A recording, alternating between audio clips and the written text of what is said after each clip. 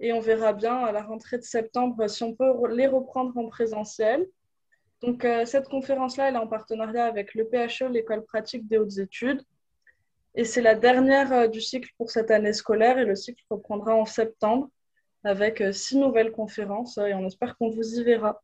Donc, cette conférence vous est présentée après par Vianney et Anaël, que je remercie d'être là et auquel je laisse la main pour vous passionner pendant 1 heure et demie. Merci Lorelai. Merci beaucoup Lorelai. Alors, on va commencer tout de suite sur le climat et la biodiversité. Sont deux entités qui ont un impact sur les sociétés humaines et pourtant leur traitement médiatique est complètement disproportionné. On commence à parler un peu de climat. La biodiversité fait peu à peu ses preuves dans le débat public, mais pour l'instant, on n'en parle pas et pourtant les deux sont étroitement liés et vous allez voir pourquoi. Ça va être un peu le but de cette présentation. Alors tout d'abord, on va poser un peu les bases et pourquoi est-ce qu'il est nécessaire de s'intéresser à la biodiversité. Et bien parce que sans biodiversité, c'est toute notre société qui ne serait pas là. Sans biodiversité, on ne pourrait pas se nourrir. On est tous d'accord. C'est l'agriculture qui nous permet d'assouvir nos besoins alimentaires pour l'ensemble de la population. Sans biodiversité, vous ne pouvez pas construire des maisons avec du bois, vous ne pouvez pas vous vêtir si vous portez du cuir. Sans biodiversité, vous ne pouvez pas vous soigner non plus. Lorsque vous entrez dans une pharmacie, 60% des médicaments, à l'origine, le principe actif, provient des plantes. 60% des médicaments que vous pouvez acheter dans une pharmacie provient de la biodiversité. Je ne vais pas vous détailler tous les services écosystémiques que nous rend la biodiversité, mais c'est important de comprendre de manière très rapide que sans la biodiversité, la société telle que nous la connaissons n'aurait pas lieu et ne serait pas la même. Alors, on reviendra un peu plus en détail sur les services écosystémiques, mais on a envie de tester un peu ce que vous connaissez de la biodiversité.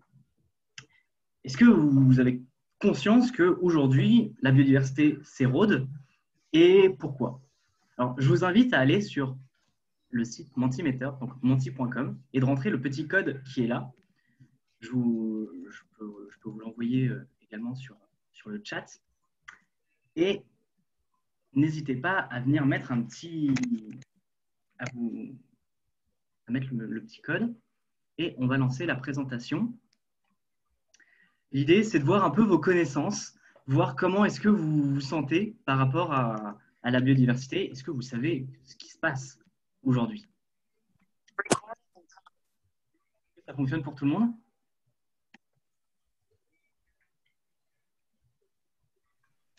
Oui. Alors, je vais pouvoir lancer la présentation normalement.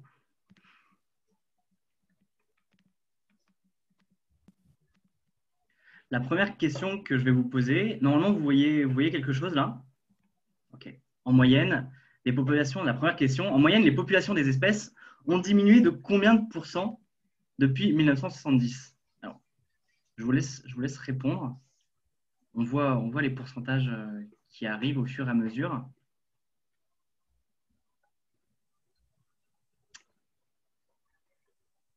Alors,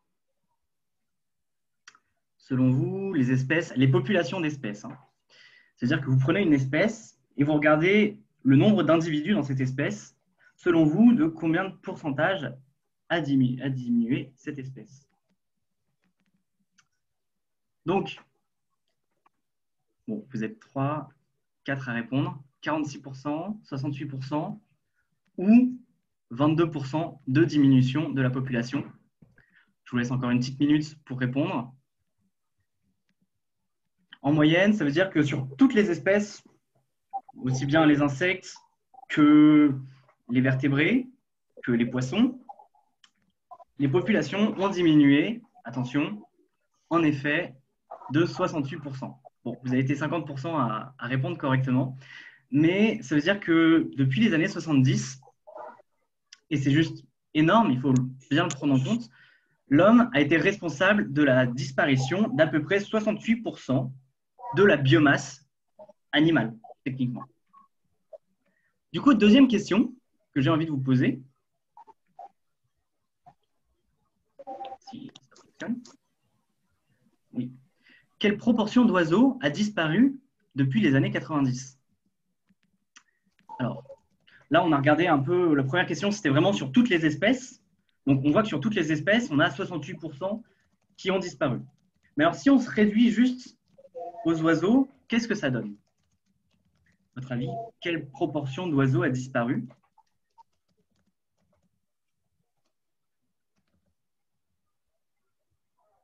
Ah oui, je peux...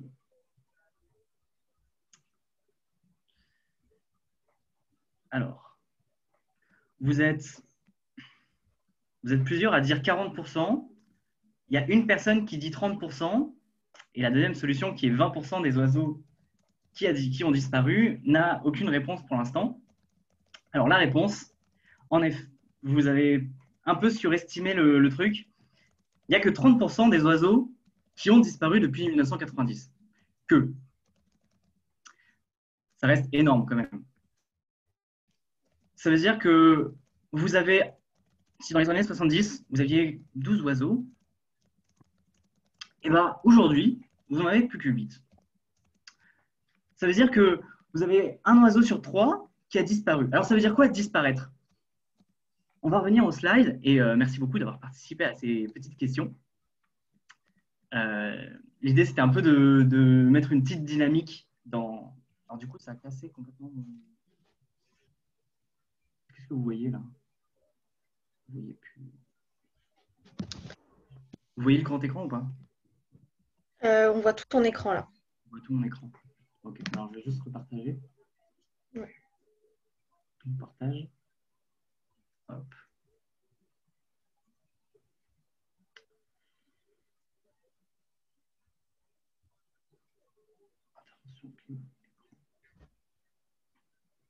Voilà. Et alors, la biodiversité, qu'est-ce que ça veut dire une chute de la biodiversité? Eh bien, la chute de la biodiversité, elle peut arriver sur 3 aspects. Là, on a vu un premier aspect qui est la chute des populations d'espèces. C'est les questions que je vous posais. C'est-à-dire qu'entre 1970, que vous pouvez voir à gauche du graphique, et 2016, alors c'est un graphique tiré de Bon Pote, mais qui est inspiré du WWF, mais qui est assez visuel pour moi. Vous avez, si on considère qu'en 1970, il y avait 100% des espèces, aujourd'hui, cet indicateur montre qu'on a une baisse de 68% des populations d'espèces depuis les années 70. Et ces 68%, il peut être modulé en fonction des lieux géographiques. On voit qu'en Amérique latine et dans les Caraïbes, on a une baisse de 94% de cet indicateur de la biodiversité. C'est-à-dire qu'en moyenne, les populations d'espèces ont diminué de 94% dans cette zone géographique. Et on peut avoir aussi un indicateur plus restreint à certaines espèces. Et on voit là que les espèces les plus touchées sont les reptiles, amphibiens, poissons, qui baissent de 84%. En comparaison, les insectes, on parle beaucoup des insectes, on dit ouais, nos grands-parents, ils avaient des insectes sur leurs vitres. En effet, on a 79% des insectes qui ont disparu. Donc ça, c'est la première étape de la réduction de la biodiversité, c'est la réduction des tailles des populations. On a des populations de plus en plus faibles, de plus en plus petites, et forcément, au bout d'un moment, lorsque les populations deviennent trop petites, on a une réduction, on a une disparition des espèces. Alors, une disparition des espèces, c'est aussi une disparition des variétés d'espèces.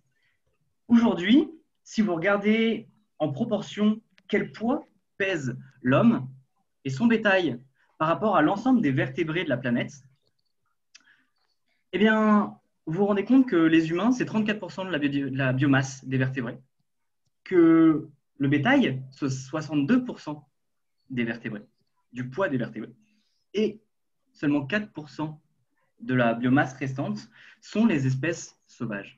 Il faut mettre ça en comparaison à l'époque où on était encore au début de l'agriculture, où l'homme sortait de l'Afrique et commençait un peu à coloniser le monde, où là, il y avait 100% d'espèces sauvages. Aujourd'hui, on a domestiqué la nature, on a pris les services qu'elle nous rendait pour notre propre bien, mais en contrepartie, on a sélectionné les espèces. Et donc, tout ce qui faisait partie de la diversité de la nature, donc la biodiversité, aujourd'hui est restreinte à 4% des mammifères. Là, c'est la deuxième partie de la réduction de la biodiversité, qui est la réduction des variétés d'espèces. Mais alors, vous allez me dire, pourquoi est-ce que la biodiversité, elle s'effondre? L'IPBES, qui est un peu l'organisme onusien de l'ONU, qui est chargé de compiler un peu tous les rapports scientifiques sur la biodiversité, a sorti son premier rapport en 2019 et a essayé de montrer au grand public quelles étaient les causes de l'érosion de la biodiversité. Alors, on a cité à peu près une vingtaine et on a retenu 5 majeures, qui sont celles qui sont présentées ici. La première, c'est le changement d'usage des sols et des fonds marins. C'est-à-dire qu'aujourd'hui, on va déforester, on va urbaniser, on va fractionner le territoire en créant des routes, en créant des chemins de fer. Et donc, forcément, ça va empêcher certaines espèces de se développer. On va mettre les espèces dehors puisqu'on va déforester et on va les empêcher de revenir puisqu'on va urbaniser. La deuxième grande pression, c'est la surexploitation des espèces. C'est principalement lié à la surpêche, puisqu'aujourd'hui, on a 33% des stocks de poissons qui ne sont pas durables. C'est-à-dire qu'on pêche plus que ce que la nature est capable de régénérer. Et donc, ça participe à la réduction des tailles de population.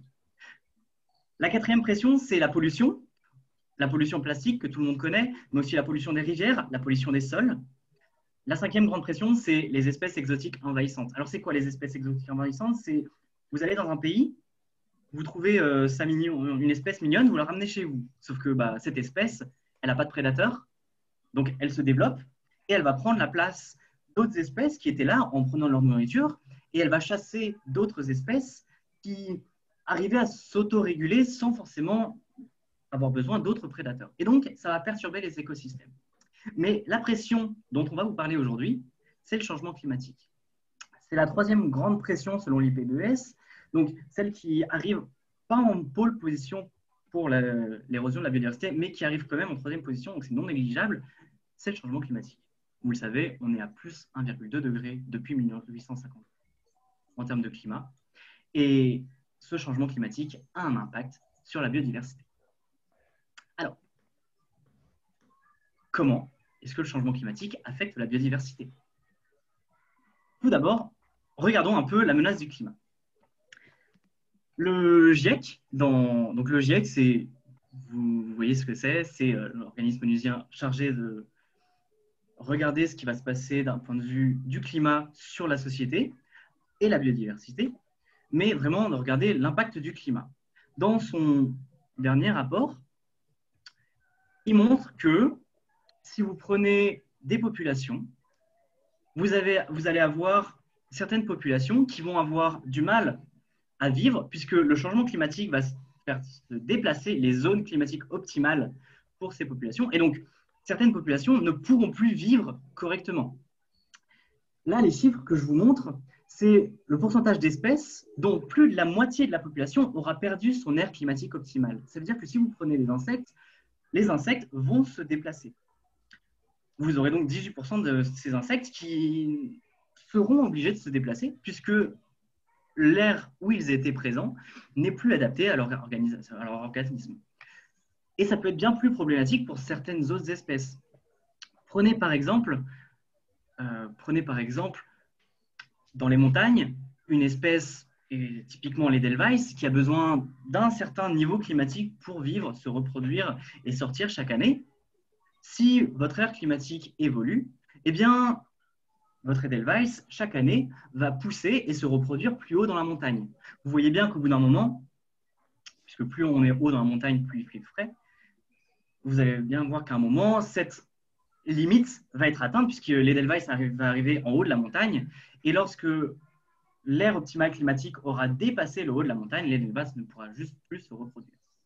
Donc, pour vous montrer le climat, à 2 degrés, qui est l'objectif vers lequel les politiques veulent nous emmener, on a 18% des insectes qui seront menacés de se déplacer, 16% des plantes dont l'aire climatique va être modifiée, 8% des mammifères et 99% des coraux.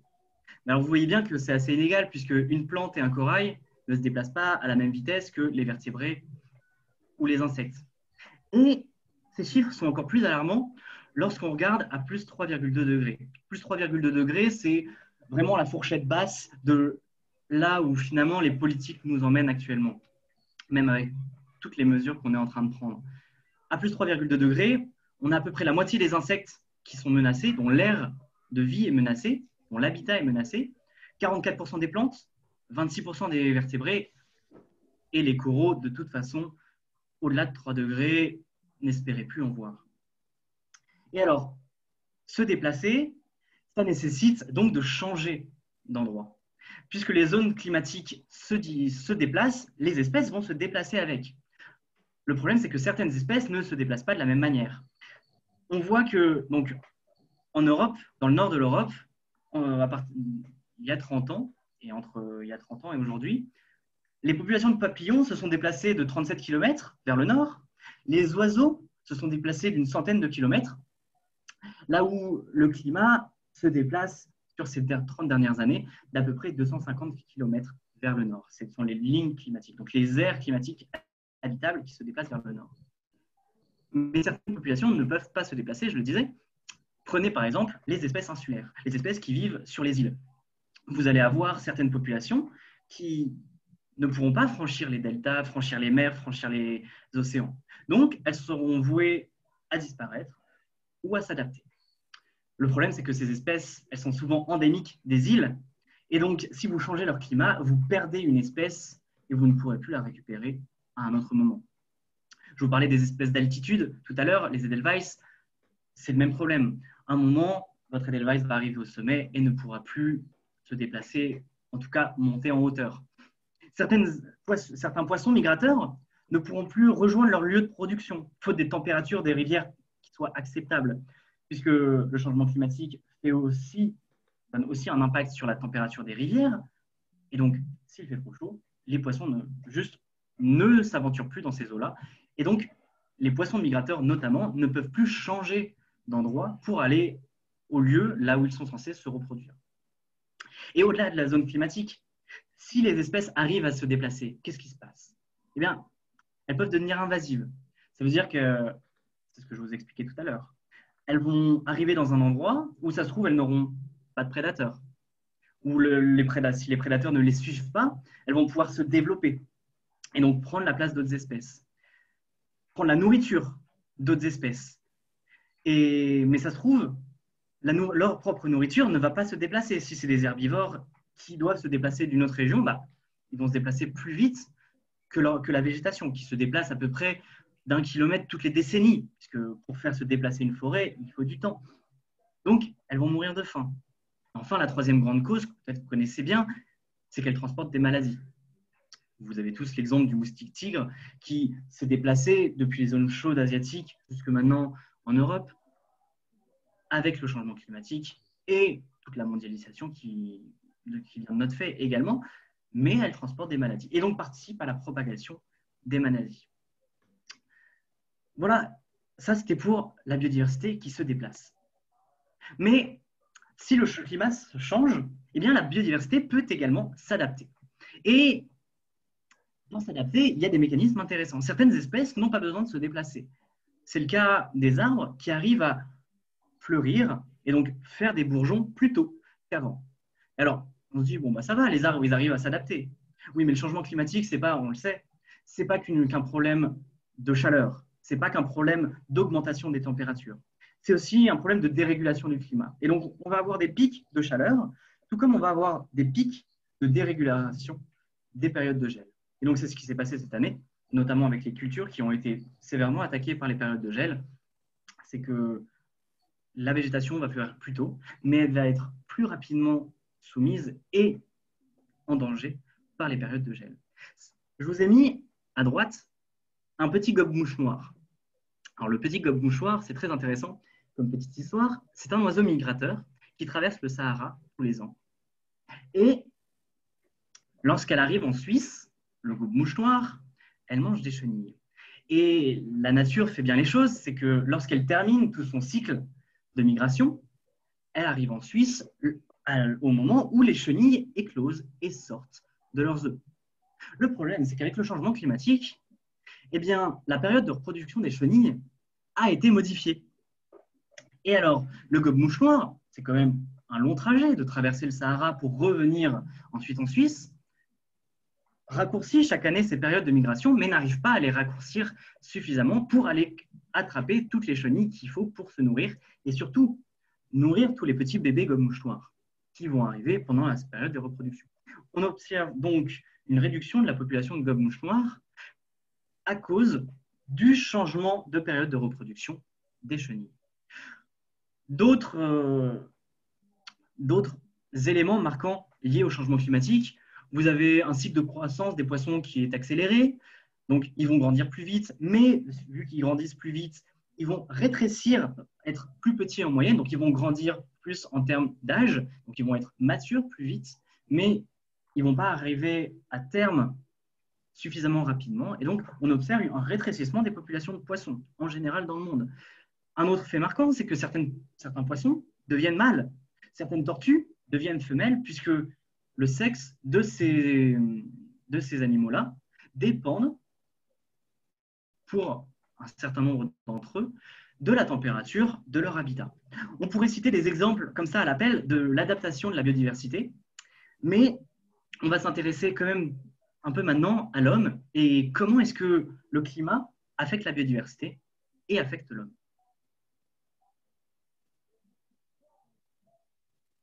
Du coup, c'est à toi, Annelle. Juste, j'avais éteint mon micro. Je parlais dans le vide.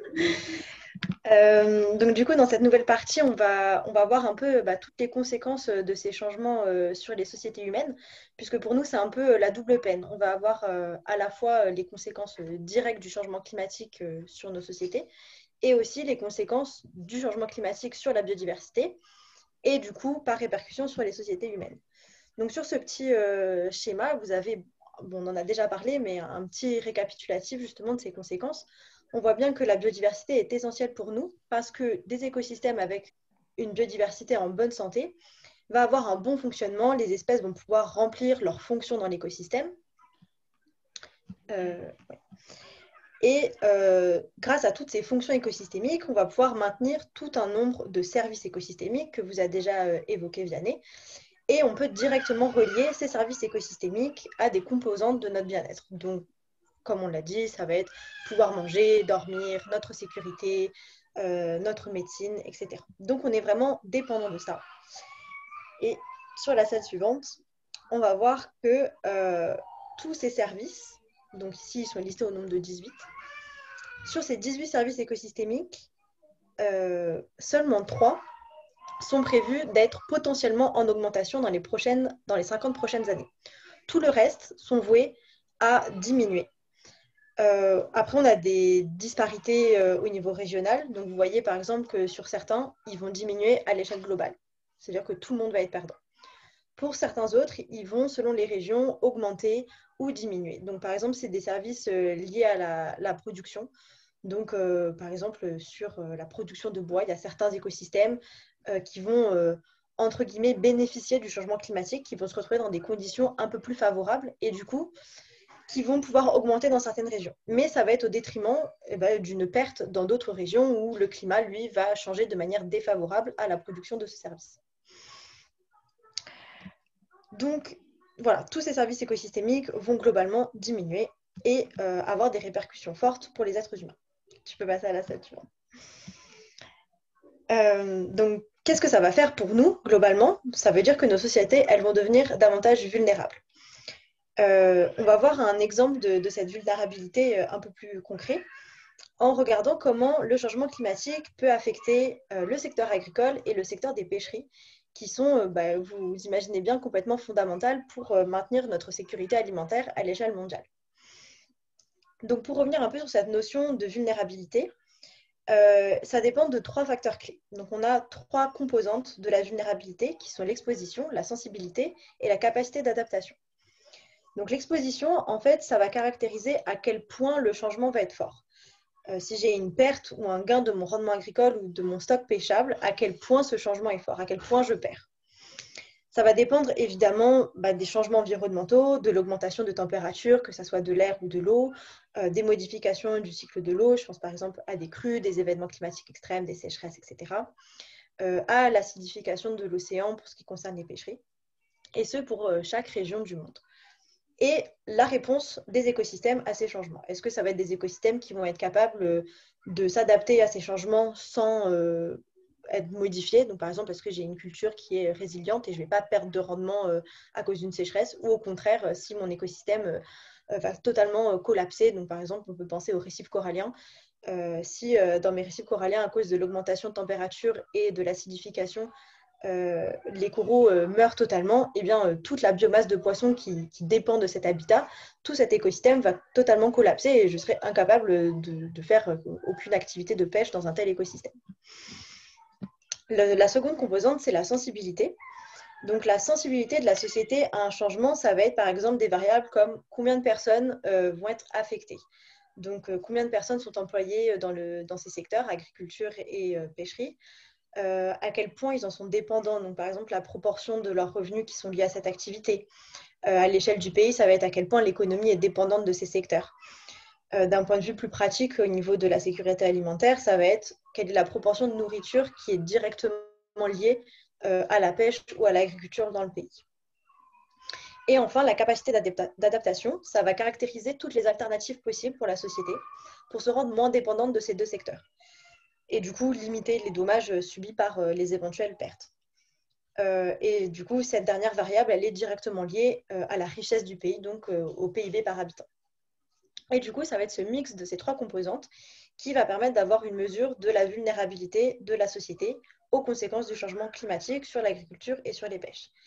Donc, juste pour être sûr que vous avez bien compris ce concept, on va se dire que plus un pays est exposé. Donc, plus il va être vraiment exposé au changement climatique et plus il va y être sensible, plus la vulnérabilité va être forte. Mais s'il a une capacité d'adaptation forte, il va pouvoir compenser cette exposition et cette vulnérabilité et cette sensibilité, pardon, et du coup avoir un niveau de vulnérabilité un peu plus faible. Donc, on voit qu'il y a une certaine compensation en fait entre ces trois variables. Sur cette carte, vous voyez donc voilà, on a fait la carte des vulnérabilités par pays à ces trois secteurs. Donc, regardez en bas à droite, on a une double échelle. Donc, sur l'échelle qui va du blanc au jaune, on a ce qui concerne l'agriculture. Et sur l'échelle verticale qui va du blanc au bleu, on a ce qui concerne la pêcherie.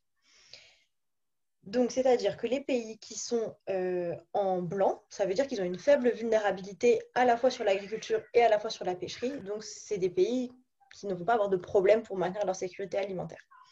À l'inverse, des pays qui vont être uniquement jaunes, ça veut dire qu'ils ont une grande vulnérabilité au niveau de l'agriculture, mais pas au niveau de la pêcherie. Et inversement pour les pays qui sont en bleu. Ils vont être très vulnérables du point de vue des pêcheries, mais peu du côté de l'agriculture. Et enfin, les pays qui sont de la couleur violette, c'est ceux qui cumulent les deux types de vulnérabilité. Et du coup, donc on voit qu'il y a beaucoup de pays d'Afrique et d'Indonésie qui sont dans ces cas-là. C'est-à-dire qu'eux vont être vraiment dans ce scénario perdant sur tous les tableaux. Ils ne vont pas pouvoir compenser des pertes de rendement, par exemple agricole, avec une plus forte pêcherie ou inversement. Donc, c'est des pays qui vont être complètement vulnérables et pour lesquels l'enjeu de sécurité alimentaire va devenir vraiment problématique. Donc, on retrouve un peu l'idée de justice environnementale. Parce que si vous regardez la carte, on se rend compte que les pays les plus vulnérables ne sont pas forcément les pays qui sont les principaux responsables du changement climatique. Donc, on retrouve un peu cette même idée qu'on avait avec la justice climatique, mais qui se retrouve exactement de la même manière avec les conséquences du changement climatique sur la biodiversité et voilà, la destruction des écosystèmes qui en découlent. Sur cette slide, alors on va prendre le temps de la détailler un petit peu. Vous avez donc deux panneaux A et B qui représentent la même figure, mais dans deux scénarios de changement climatique différents, donc l'un plus fort que l'autre. Et vous avez sur les deux cercles, on retrouve les quatre profils. Donc le scénario win-win, donc des pays qui étaient en blanc sur la carte, donc qui vont à la fois avoir un petit bénéfice du point de vue des rendements agricoles et des pêcheries. Le profil lose-lose qui lui perd sur tous les tableaux. Et win pour la pêcherie, lose pour l'agriculture, et inversement sur les deux autres extrémités. Ensuite, sur ces deux cercles, on a deux échelles, une à l'intérieur et une à l'extérieur. Les courbes que vous voyez à l'extérieur symbolisent la taille de la population qui se trouve dans ce scénario-là. Donc, par exemple, ici, vous voyez que dans le scénario lose-lose, on a une taille de population beaucoup plus importante qui se trouve dans ce profil-là par rapport au scénario win-win. Et dans le cercle à l'intérieur, c'est la force du changement. Donc, si je suis perdant, à quel point je suis perdant? Et si je suis gagnant, à quel point je suis gagnant? Et là, du coup, dans ces cercles-là, vous voyez que la perte, donc le côté lose-lose, est beaucoup plus forte que les gains du côté win-win. Donc, en fait, ce qu'elle nous dit, cette figure, c'est que non seulement il y a plus de gens qui vont être dans le scénario perdant-perdant, et en plus, les perdants perdent plus que les gagnants. Donc, en fait, on voit qu'il n'y a aucune chance de compensation.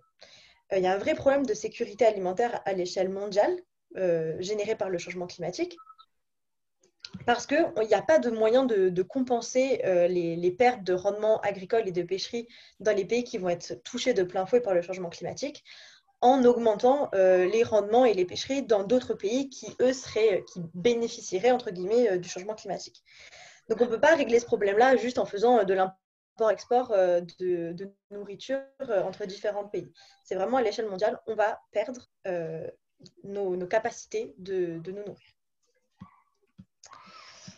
Donc, après ce petit tableau super réjouissant, on va voir qu'il y a quand même des solutions et que la biodiversité, même si elle est affectée très durement par le changement climatique, peut aussi être vue comme un rempart naturel. Donc, elle fait partie du problème parce qu'elle est affectée, mais elle fait aussi partie de la solution. Est-ce que tu peux nous revenir à la slide d'avant? Ouais, voilà. Donc, ce concept de se dire que la biodiversité va nous aider à adapter nos sociétés, à lutter contre le changement climatique et être une part de la solution au changement climatique, c'est regroupé sous le terme de ce qu'on appelle les solutions basées sur la nature. Alors en français, vous verrez peut-être aussi solutions fondées sur la nature. Ces solutions, on les divise généralement en deux grandes catégories. Les solutions dites d'atténuation du changement climatique et les solutions dites d'adaptation au changement climatique. Donc l'atténuation, ça va être tout ce qui va permettre de réduire l'intensité du changement climatique. Donc ça va passer essentiellement par la séquestration de carbone et d'autres gaz à effet de serre. Les solutions dites plus d'adaptation, l'idée, ça va être de se prémunir contre les effets néfastes du changement climatique. Donc de maintenir différentes constituantes du bien-être des humains malgré les changements climatiques. Donc, on va commencer par détailler les solutions basées sur la nature concernant l'atténuation au changement climatique. Du coup, donc, comme je vous l'ai dit, l'idée, ça va être de se dire comment le vivant peut nous aider à diminuer l'intensité du changement climatique. Et donc, ça va passer essentiellement par comment le vivant est impliqué dans le cycle du carbone. Donc ici, vous avez un schéma récapitulant un peu les grands flux entre les différents compartiments. On distingue la biosphère, l'hydrosphère, l'atmosphère et la lithosphère. Et on va voir que le vivant, il génère des flux de carbone entre tous ces compartiments. Donc par exemple, entre la biosphère et l'atmosphère, on a un flux de l'atmosphère vers la biosphère qui est généré par tous les organismes capables de photosynthèse. Donc la photosynthèse, je vous rappelle, c'est un processus biologique performé par ce qu'on appelle les producteurs primaires et qui vont être capables de prendre du carbone inorganique dans l'atmosphère, donc du CO2, et de le convertir en carbone organique qui vont incorporer à leur biomasse. À l'inverse, on a un flux qui part de la biosphère vers l'atmosphère, qui est l'inverse de la photosynthèse et qui est la respiration. Donc, tous les êtres vivants respirent, même les producteurs primaires. Et ça va être à l'inverse un transfert du carbone organique vers du carbone inorganique qui va être rejeté dans l'atmosphère. On a ces mêmes flux qui se passent aussi entre l'hydrosphère et l'atmosphère avec tous les producteurs primaires océaniques et marins comme le phytoplancton, les algues, etc. Et puis, on a aussi plein d'autres processus physiques entre l'hydrosphère et l'atmosphère, juste de dissolution du carbone dans l'océan qui, d'ailleurs, crée des problèmes au niveau de l'acidification. Ensuite, au niveau de la biosphère et de l'hydrosphère vers la lithosphère, on a ce qu'on appelle la fossilisation. Donc, ça va être l'incorporation de matière organique, de carbone organique mort dans la lithosphère. et du coup, ça va créer un stock de carbone dans ce compartiment-là. Donc, du point de vue du changement climatique, tout ce qui va nous intéresser, c'est comprendre comment le vivant peut réduire la concentration de CO2 dans l'atmosphère. Et c'est-à-dire, on va se focaliser sur tous les flux de l'atmosphère vers un autre compartiment qui est généré par les êtres vivants. Donc, il y a 3 processus fondamentaux pour comprendre comment le vivant peut atténuer le changement climatique. Et ça passe par ces 3 actions, la captation, le stockage et la séquestration, qui sont 3 types de flux par lesquels le vivant peut prendre du carbone inorganique et le retirer de l'atmosphère et le mettre dans un autre compartiment, mais qui sont fondamentalement différents vis-à-vis des échelles de temps. Donc, la captation de carbone, c'est donc essentiellement, je l'ai dit, via la photosynthèse. Donc, ça va vraiment être simplement le flux de se dire, c'est très bref en fait, se dire je prends une molécule de CO2 dans l'atmosphère et je l'incorpore à ma biomasse en tant que petit phytoplancton dans l'océan, par exemple. Et voilà, je l'utilise et je la convertis en carbone organique. Donc, elle n'est plus dans l'atmosphère, elle ne participe plus au changement climatique, entre guillemets. Mais elle peut être à nouveau respirée et retournée dans l'atmosphère. Donc, la captation, c'est juste cette conversion-là. Mais il n'y a pas vraiment d'échelle de temps pertinente du point de vue du changement climatique. Ensuite, on a le stockage. Donc, ça va être le carbone qui va rester dans la biomasse des êtres vivants. Donc ça va être sur des échelles de temps un petit peu plus longues, mais qui va être très variable selon les êtres vivants. Donc par exemple, si je reprends mon exemple de phytoplancton, une cellule, donc c'est des petites algues microscopiques, une cellule de phytoplancton, ça a une durée de vie de quelques jours à quelques semaines, voire un peu plus selon les espèces, mais ça reste très bref. Si je prends un arbre ou une baleine qui peut vivre des centaines d'années, là du coup je me rends compte que le carbone que je vais réussir à mettre dans la biomasse d'une baleine ou d'un arbre, elle va être stockée pendant une période de temps beaucoup plus longue. Et là, du coup, ça commence à devenir intéressant d'un point de vue du changement climatique. C'est-à-dire qu'en plantant un arbre, il va grandir et tout le carbone qu'il contient, il va rester dans cet arbre pour une durée de temps qui permet d'atténuer le changement climatique. Et enfin, la dernière notion qui est la plus intéressante, c'est la séquestration du carbone. Et là, du coup, c'est l'équivalent d'un stockage, mais sur des échelles de temps beaucoup plus longues. Donc, ça ne va plus être dans la biomasse, ça va être incorporé souvent dans le compartiment de la lithosphère. Donc, par exemple, la matière organique morte qui tombe sur le sol est incorporée à la lithosphère, donc va pouvoir y rester et être stockée sur des échelles de temps qui dépassent encore plus la durée de vie de l'individu. Donc là, on voit bien que par ces 3 processus-là, et surtout via le stockage et la séquestration, le vivant est capable de générer des flux de carbone de l'atmosphère vers d'autres compartiments et donc d'atténuer le changement climatique par ce biais. Alors là, on fait un petit focus sur les forêts parce que c'est un peu les grandes stars de la séquestration de carbone. Dès qu'on parle de solutions basées sur la nature, voilà, on parle toujours de reforestation, de protéger les forêts. Donc comme je vous l'ai dit, c'est une solution très, très pratique et très pertinente, puisque les arbres sont des végétaux qui ont une durée de vie très longue et qui sont des producteurs primaires. Donc, ils vont être capables de faire ces 2 processus, à la fois la captation de carbone via la photosynthèse et le stockage du carbone dans leur biomasse pendant toute la durée de leur vie. Ensuite, le carbone qui était dans les feuilles, dans la biomasse de l'arbre, va tomber sur le sol et elle sera en partie décomposée par des micro-organismes et du coup via la respiration elle retournera vers l'atmosphère, mais elle sera aussi en partie stockée de manière beaucoup plus durable dans le sol. Cependant, je voulais faire un petit focus pour bien comprendre que tout le carbone capté par la photosynthèse de l'arbre, il ne va pas être séquestré in fine. L'arbre, pendant toute sa vie, il va respirer. Donc, il va à la fois capter du carbone via la photosynthèse et il va en relâcher via la respiration. Et en fait, c'est la balance de ces 2 processus qui va déterminer si l'arbre il stocke réellement du carbone ou non. Donc, l'idée, c'est de se dire qu'une forêt qui grandit va capter et stocker du carbone parce que la photosynthèse va être plus importante que la respiration. L'arbre va grandir en biomasse et du coup, il va incorporer de plus en plus de carbone. Au contraire, si j'ai une forêt à l'équilibre, donc qui ne grandit pas, la photosynthèse va être exactement égale à la respiration. Et du coup, là, j'ai plus qu'un stock de carbone, mais j'ai plus de flux. C'est-à-dire, j'ai pas ce flux supplémentaire de carbone de l'atmosphère vers la biosphère, vers la biomasse. Donc ça, c'est quelque chose à bien garder à l'idée quand, par exemple, on se dit, ouais, il faut protéger, on parle souvent de l'Amazonie. Quand on dit qu'il faut protéger l'Amazonie, en fait, on protège un stock beaucoup plus qu'un flux, parce que c'est une forêt ancienne qui a l'équilibre. Et du coup, on n'a pas, ce flux, on ne gagne plus de séquestration de carbone.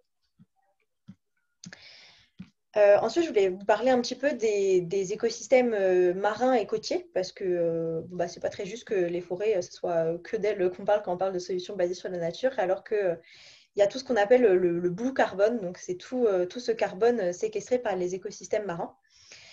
Donc, on a différents écosystèmes qui sont capables de stocker du carbone et de séquestrer du carbone par des processus similaires à ceux que je viens de vous expliquer pour la forêt, notamment les mangroves, les marais, les herbiers marins, et qui peut être aussi très intéressant. Donc, je pense notamment aux mangroves, parce qu'elles ont la particularité d'avoir des sols complètement anoxiques. Donc, dans les mangroves, le sol est très, très pauvre en oxygène.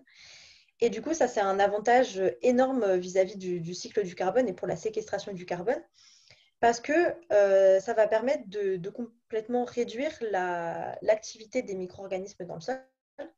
Et du coup, tout le carbone qui va se déposer via la matière organique morte sur le sol va y être séquestré de manière durable, parce qu'il n'y a pas tous ces micro-organismes qui vont manger cette matière organique morte, la dégrader, la décomposer et finalement la respirer sous forme de CO2. Donc, c'est des écosystèmes qui sont très performants en termes de séquestration de carbone. Cependant, c'est aussi des écosystèmes qui sont assez vulnérables à la dégradation, donc l'assèchement des marais, quand on coupe des mangroves ou la dégradation des herbiers marins par diverses pressions anthropiques. Tout ça est dangereux d'un point de vue du cycle du carbone, parce que d'une part, on va annuler la capacité de ces écosystèmes à séquestrer du carbone, mais en plus, une fois qu'on a coupé une mangrove ou une fois qu'on a asséché un marais, tout le carbone qu'on avait auparavant stocké dans le sol va pouvoir être libéré sous forme de CO2 dans l'atmosphère. Donc, par exemple, si je reprends mon exemple de la mangrove, si je coupe la mangrove et qu'en plus je veux me mettre, je sais pas, à faire de l'agriculture dessus ou un changement quelconque d'usage des terres et que je me mets à travailler ce sol-là, je vais l'aérer, je vais apporter de l'oxygène dans ce sol et du coup, je vais réveiller tous les micro-organismes. En tout cas, je vais augmenter l'activité des micro-organismes dans ces sols. Et du coup, je vais booster la décomposition, la reminéralisation du carbone organique qui s'y trouve. Et ça va créer des flux énormes de CO2 de ces sols vers l'atmosphère. Donc, c'est un peu dégrader ces écosystèmes, c'est clairement la double peine. C'est-à-dire qu'on détruit un puits de carbone et en plus, on crée une nouvelle source parce que tout le carbone qu'on avait stocké auparavant va se trouver libéré. Donc, on voit vraiment que la préservation de ces écosystèmes, que ce soit des forêts, ces écosystèmes marins côtiers qui stockent du carbone, est vraiment fondamentale pour le climat, pour préserver ces puits de carbone. Enfin, je voulais vous montrer avec cette dernière slide que, évidemment, la biodiversité ne va pas tout résoudre en termes de changement climatique. C'est une aide, mais il va falloir réduire aussi nos émissions de carbone et qu'on a une marge de manœuvre assez faible et qu'on voit que les scénarios, donc Vianney vous en parlait un peu au début, qui sont assez serrés et que même avec toutes les politiques qu'on a actuellement, qui vont être prises actuellement, on se trouve dans un scénario où on devrait atteindre un réchauffement global de l'ordre de plus 2 à plus 3,2 degrés en 2100 avec les politiques actuelles. Et que du coup, certes, il faut continuer à lutter et faire le maximum pour atténuer, limiter le changement climatique, mais en fait, ça ne suffit pas. On sait qu'on va avoir un changement climatique, on en voit déjà les conséquences aujourd'hui. Et du coup, on va subir les conséquences du changement climatique. Donc, l'autre pendant, ça va être de se dire comment est-ce qu'on peut s'adapter aux conséquences du changement climatique que de toute façon, on ne peut pas éviter. Et pour ça aussi, la biodiversité est un allié formidable. Si on revient un peu sur les rendements agricoles, pour faire écho à notre première partie, on voit que le changement climatique, comme on l'a vu, fait baisser les rendements agricoles de manière quasi généralisée sur la Terre. Cependant, la biodiversité peut être aussi, maintenir la biodiversité peut être un atout clé pour maintenir notre capacité à avoir des cultures performantes et à nourrir le monde de demain. Donc, par exemple, ça va être toutes les pratiques qui vont être liées à l'agroécologie. Donc, une agriculture résiliente basée sur des pratiques qui vont être basées sur une meilleure compréhension des écosystèmes. Donc, comprendre comment l'écosystème fonctionne naturellement et faire des pratiques qui vont maintenir une bonne biodiversité dans les sols, par exemple, des haies entre les champs pour maintenir un microclimat, etc. Donc, voilà, je vous invite à vous renseigner sur l'agroécologie, c'est vraiment très large, ça dure de tout détailler ici. Mais voilà, tout un tas de pratiques qui maintiennent la biodiversité dans les systèmes agroécologiques, donc les écosystèmes agricoles, et qui permettent de les rendre plus résilients. On peut aussi avoir des solutions qui vont être basées sur le fait de préserver la biodiversité au niveau génétique dans nos cultures. Quand Vianney vous a fait sa présentation de la biodiversité, on a beaucoup parlé de population, d'espèces, un peu de biodiversité d'écosystèmes, mais il y a aussi une biodiversité qui est très importante, c'est la biodiversité au sein d'une même espèce, mais du point de vue génétique. Pourquoi c'est important? Parce que ces espèces, donc par exemple nos cultures, évoluent dans un monde qui change. Elles vont devoir faire face à de nouvelles pressions, que ce soit de la sécheresse, des températures qui changent, etc. Et du coup, elles vont devoir s'adapter. Et leur capacité d'adaptation en tant qu'espèce, elle dépend complètement de la diversité génétique qui se trouve dans leur population. Donc, si on a une grande diversité génétique dans nos populations, on maximise nos chances d'avoir quelques individus qui présentent des caractéristiques qui permettent de s'adapter aux nouvelles conditions. Et du coup, on a cette diversité, cette richesse en fait, qui va permettre de s'adapter aux changements à venir. Pour vous montrer un autre type d'adaptation complètement différent, on sait qu'on va, dans le changement climatique, on a évidemment l'aspect température, mais aussi de grandes modifications du cycle de l'eau. Et que ces modifications du cycle de l'eau créent des risques importants pour les sociétés humaines, que ce soit via les sécheresses, mais surtout, les risques sont surtout associés à l'augmentation des crues et des événements climatiques extrêmes, que ce soit en termes d'intensité ou de fréquence. Et du coup, restaurer et préserver la biodiversité peut nous aider à atténuer ces risques liés aux modifications du cycle de l'eau. Donc, par exemple, on peut les classer en deux grandes catégories. Plein de fonctions des écosystèmes qui vont permettre de réduire la vitesse des cours d'eau et donc leur force. Donc, par exemple, ça va être de reméandrer les cours d'eau, de planter de la végétation sur les berges. Tout ça va permettre d'avoir des écosystèmes en bonne santé, mais aussi un cours d'eau qui va être moins violent lors d'épisodes de crue et donc moins dangereux pour nos sociétés humaines. On peut aussi se servir de la biodiversité pour éviter les inondations en restaurant des zones humides qui sont très importantes puisqu'elles jouent un rôle de zone tampon. C'est-à-dire que quand on va avoir une crue, le cours d'eau va pouvoir déborder dans la zone humide et au lieu de déborder dans la ville et de créer des inondations. Et puis par la suite, quand on va avoir une période un peu plus sèche, la zone humide va pouvoir relâcher toute l'eau qu'elle a emmagasinée et du coup, elle permet d'avoir ce rôle tampon et de compenser les variations un peu violentes du cycle de l'eau qu'on peut avoir. Végétaliser et désimperméabiliser les sols via la biodiversité, que ce soit des forêts, des prairies, etc., va permettre aussi l'infiltration des pluies et du coup va prévenir toutes les inondations qui sont aussi néfastes dans nos villes, par exemple. Donc voilà, j'espère que je vous ai fait un petit aperçu assez exhaustif de toutes ces solutions que la biodiversité nous apporte pour pouvoir à la fois atténuer le changement climatique d'une part et aussi s'y adapter. Maintenant, je vais repasser la parole à Vianney qui va vous montrer comment préserver le climat sans nuire à la biodiversité est un enjeu de taille qui est loin d'être évident.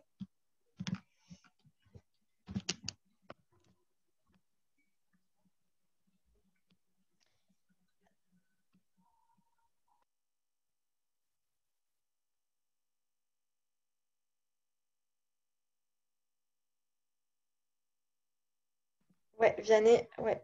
Pardon. Merci, désolé. Oui, donc on vient de montrer que la biodiversité pouvait être utilisée pour s'adapter au climat, pour préserver le climat.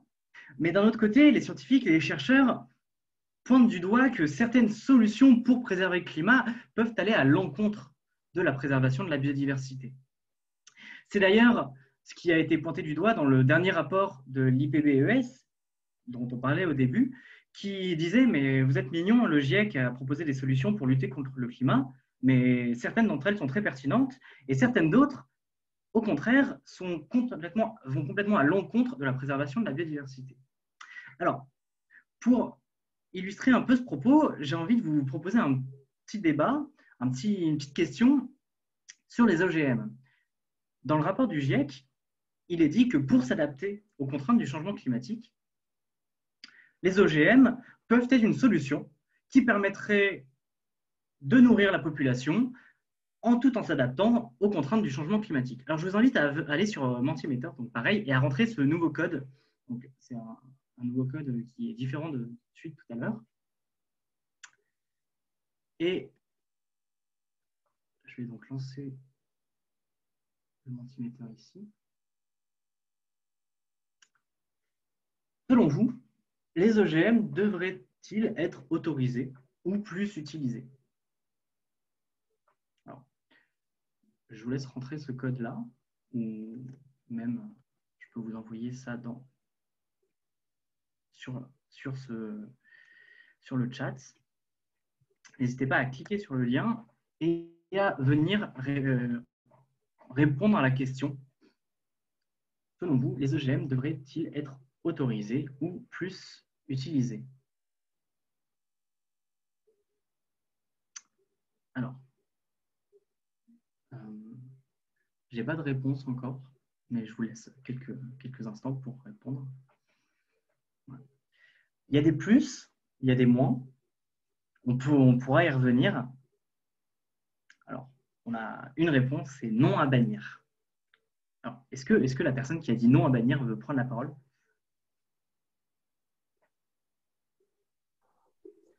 Oui, si tu veux, je ne sais pas si tu m'entends, Vianney. Ouais, je t'entends.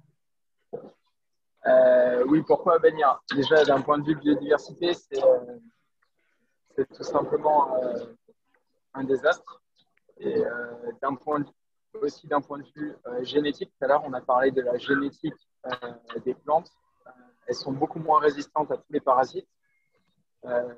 Nous, quand on va manger un fruit ou un légume avec des OGM, il y aura beaucoup moins de valeur énergétique et de joules produits qui nous permettra d'avoir de l'énergie pour nous aussi. Et justement, les OGM, il faut savoir qu'ils sont faits essentiellement à base d'intrants chimiques et de pétrole. Et du coup, en fait, on mange du pétrole. Donc, ça ne répond pas aux objectifs climatiques non plus, dans le sens où il faut décarboner l'économie. Et un OGM, ce n'est pas forcément la bonne. Pour le permettre qu'il soit perpétuellement renouvelable, sans intrants, ce n'est pas possible. Okay. À mon avis. Alors, je voudrais juste faire une petite intervention, juste pour, là, on parle d'OGM en général. Vous avez le droit d'extrapoler un peu l'idée d'OGM et de faire une réponse, pas forcément sur telles qui sont utilisées aujourd'hui, mais les OGM de manière générale. Donc, pas forcément pour faire de l'agriculture intensive avec des pesticides et des intrants chimiques. On peut imaginer un monde avec des OGM sans intrants chimiques. Plus créer des nouvelles espèces qui soient plus résilientes et utiliser ces espèces pour nourrir la population. Alors, on a une deuxième réponse selon leur impact sur le territoire et la santé. J'imagine que ça... Est-ce que tu veux prendre la parole, celui ou celle qui a donné cette réponse? Oui. Alors, je suis pas un expert du sujet, mais de manière intuitive et de ce que je sais, les OGM, ils sont différents justement aussi de comment ils ont été faits, différents OGM. Et je pense que tout n'est pas à jeter. Et je pense qu'il y en a forcément certains qui peuvent être utiles. D'autant plus que si on se dirige vers un réchauffement climatique ou des situations compliquées, il va falloir qu'on ait qu'on ait des outils pour avoir de quoi manger. Mais voilà, donc pour moi, je dirais, si les experts peuvent faire le tri entre ce qui peut être mauvais sur la santé et son impact sur le territoire, sur la biodiversité, bon, ça serait génial. Mais après, voilà, ça serait de manière intuitive que je dirais ça. Tout à fait. En fait, je suis assez d'accord avec un peu tout ce que vous avez dit. Il se trouve que, cependant, il y a quand même des solutions qui permettent d'utiliser les espèces déjà présentes et déjà existantes, et surtout qui bénéficient des milliers, millions d'années d'évolution de la nature. Et donc, rajouter une nouvelle diversité, certes, ça peut favoriser la biodiversité, on rajoute une espèce qui est plus résiliente, mais d'un autre côté, ça participe à l'homogénéisation des espèces, et même à l'homogénéisation des gènes au sein d'une même espèce. Et donc, on va perdre en résilience à un certain moment. Et donc, c'est un peu ce que pointait du doigt l'IPBES dans son dernier rapport. Et ce rapport a conduit à un rapprochement des scientifiques climat et biodiversité. Et il se trouve, que, eh bien, dans ce dernier rapport, ils se sont mis d'accord et ils ont dit, OK, alors quelle solution on pourrait regarder pour lutter contre le changement climatique en préservant la biodiversité et préserver la biodiversité sans nuire au changement climatique et sans réduire nos capacités à s'adapter au changement climatique aussi. Donc, ils en ont déduit un peu ce petit graphique, voilà, climat, biodiversité, mode de vie, qui est un peu ce triptyque sur lequel il est impératif d'agir et de travailler pour faire en sorte qu'on ait une bonne qualité de vie, un bon milieu et des services adaptés. Puisqu'on l'a vu, la biodiversité peut améliorer notre qualité de vie à travers les services écosystémiques, mais notre mode de vie menace cette biodiversité par les différentes pressions et par le fait qu'on fasse changer le climat également, puisque le climat va perturber la biodiversité. En contraire, la biodiversité va permettre au climat de se réguler et va également s'adapter au climat, donc atténuer un peu ces changements-là. De l'autre côté, le climat va influencer nos modes de vie, puisque, vous le savez, le climat a un vrai impact sur les populations et encore plus, a fortiori, les populations défavorisées. Alors, pour revenir sur le groupe de travail 3 du GIEC, puisque c'était vraiment ce groupe de travail qui a été un peu pointé du doigt par l'IPBES, le groupe de travail 3 du GIEC, il vise à évaluer les solutions envisageables pour limiter les émissions de gaz à effet de serre ou atténuer les effets du changement climatique. Donc, dans ce groupe de travail, qui est différent des groupes 1 et 2, qui visaient beaucoup plus à expliquer les mécanismes du climat, le groupe de travail, il cherche des solutions. Et donc, dans ce groupe de travail, on a des scientifiques, certes, mais on a aussi des économistes, on a des hommes d'affaires, des entrepreneurs, des philosophes. Et tous ces gens-là, ils vont réfléchir un peu de manière idéologique, forcément, puisqu'on est là pour imaginer le futur. Et quand on n'est pas scientifique, et même quand on est scientifique, en fait, d'ailleurs, on n'a jamais un spectre aussi large que ce qu'il faudrait. Et donc, dans ce groupe de travail, on avait des solutions très pertinentes, du style reforester, limiter la déforestation, préserver les zones humides, tout ce qui a été proposé par Anaël, qui sont les solutions basées sur la nature. Mais on avait d'autres solutions également qui pouvaient perturber la biodiversité, notamment les organismes génétiquement modifiés, les OGM, dont on a vu qui pouvaient avoir un impact sur la diversité génétique des espèces, mais qui permettent de s'adapter lorsque vous avez une population qui ne peut plus se nourrir. Maintenant, à quel prix économique est-ce que ça ne serait pas faire le jeu de certaines grandes entreprises qui va vous les vendre à très haut prix? Ça, c'est un autre débat. Mais revenons aux solutions pour préserver le climat. On sait que le climat, eh bien, il se dérègle principalement à cause des énergies fossiles. Et donc, la première chose à faire, c'est de se débarrasser des énergies fossiles. Donc, quelle solution avons-nous?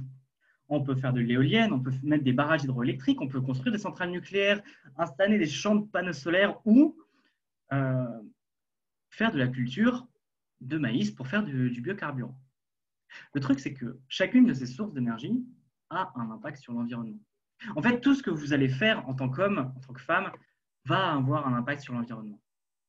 Par exemple, les éoliennes perturbent les trajets des oiseaux migrateurs. De même, la fréquence des pales fait exploser les viscères des chauves-souris. Même certains humains vivant à proximité des éoliennes souffrent d'épilepsie lorsque, à la nuit tombée, les pales d'éoliennes provoquent certains mouvements d'ombre, d'alternation ombre-soleil qui perturbent le sommeil ou la vie de ces personnes-là. Les barrages hydroélectriques font des barrages sur les rivières, empêchant les poissons migrateurs de rejoindre leur lieu de reproduction ou leur lieu de nourriture. Les usines nucléaires, lorsqu'il fait très chaud, vont rejeter leur eau de refroidissement dans les rivières et donc réchauffer les rivières et donc perturber également le développement de ces populations. Enfin, les panneaux solaires et les champs d'agrocarburants vont entrer en compétition avec tous les champs qui sont là pour nous nourrir ou pour préserver la biodiversité. On a donc un problème lié à notre changement d'énergie. Mais alors, est-ce que pour autant, il ne faut pas abandonner l'idée de sortir des énergies fossiles? Non, vous l'avez compris, l'idée, c'est bien sûr de réduire notre consommation d'énergie. Puisque aucune énergie n'est sans impact sur la biodiversité, mais sans impact sur la nature, même sur le climat au final. Maintenant, la question, c'est de choisir d'abord de réduire et ensuite de choisir le moindre pire. Et vous voyez bien que là, on va atteindre quelques espèces, on va pouvoir mettre des seuils, notamment pour le rejet des eaux chaudes dans les rivières. On va pouvoir mettre des quotas, on va pouvoir mettre des normes pour faire en sorte que certains espaces soient vraiment réservés à la nature et pas pris pour faire mettre des champs de panneaux solaires ou d'agrocarburants. Et tout ça va permettre de vivre dans un monde, on l'espère, où on aura pu sortir des énergies fossiles tout en ayant un impact le moins pire sur la biodiversité. Un graphique que je trouve très très intéressant et qui provient de ce rapport commun GIEC-IPBES qui est vraiment sorti il y a une semaine et demie, c'est ce graphique. Ce graphique, il y a deux diagrammes de Sankey, un premier en haut et un deuxième en bas. Le premier, il vous montre un peu les solutions climat proposées par le GIEC qui pourraient donc permettre de lutter ou de s'adapter au changement climatique et qui sont reliées ensuite à notre capacité à préserver la biodiversité. On voit que tout ce qui est création de bioénergie, et alors BECCS, c'est le stockage carbone dans les sols, va avoir énormément d'impact sur la préservation des écosystèmes, la préservation des écosystèmes et des aires des espèces, mais également sur notre capacité à gérer les feux de forêt et préserver un peu les pressions sur les écosystèmes.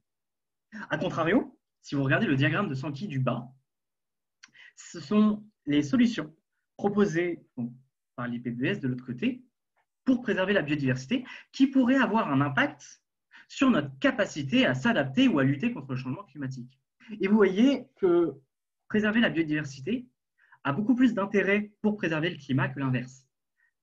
On voit juste, et ça reboucle avec ce qu'on disait sur la slide précédente, que les seules contraintes un peu négatives que peut avoir la préservation de la biodiversité sur notre lutte contre le changement climatique, c'est qu'en préservant la biodiversité, vous allez réduire votre capacité à produire de l'énergie non carbonée.